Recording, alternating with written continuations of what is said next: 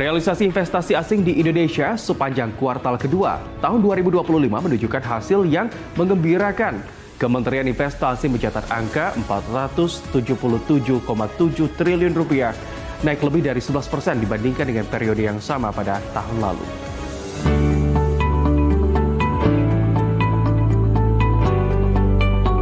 Iklim investasi di Indonesia kian menggairahkan. Kementerian Investasi dan Hilirisasi atau Badan Koordinasi Penanaman Modal BKPM merilis angka pertumbuhan investasi yang signifikan pada kuartal kedua tahun 2025.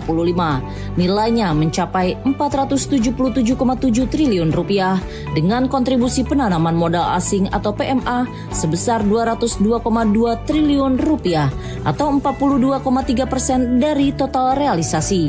Sementara penanaman modal dalam negeri atau PMDN tercatat sebesar 275,5 triliun rupiah atau 57,7%. Raihan investasi pada semester pertama tahun ini sudah menyentuh angka 942,9 triliun rupiah.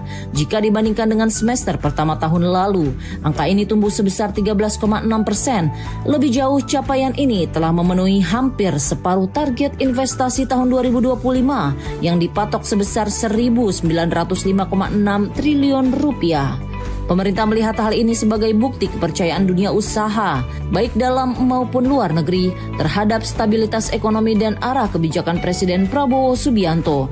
Bahkan pernyataan Presiden, target investasi telah tercapai lebih cepat, sejalan dengan data realisasi yang kini terungkap. Yang disampaikan oleh Bapak Presiden itu sebetulnya benar, sangat benar, karena kalau kita lihat komitmen dari para investor dalam dan luar negeri dan trajektorinya yang kita lihat, ini insya Allah tercapai. Ini tercapai. Tetapi kita kan pembukuannya sesuai dengan jangka waktunya. Sesuai dengan jangka waktunya, pada kuartal ini kita bukukan, kemudian pada kuartal ketiga nanti kita bukukan sesuai dengan investasi yang ada. Dari keseluruhan realisasi semester pertama, sektor hilirisasi memberikan kontribusi sebesar 280,8 triliun rupiah. Pemerintah saat ini sedang fokus memperluas hilirisasi di sektor-sektor yang masih belum optimal, seperti perkebunan, kehutanan, dan kelautan. Upaya ini diproyeksikan dapat memperluas basis industri nasional sekaligus membuka lapangan kerja secara berkelanjutan. Dengan pertumbuhan yang positif di semester pertama, harapannya adalah tren ini bisa dipertahankan di semester kedua.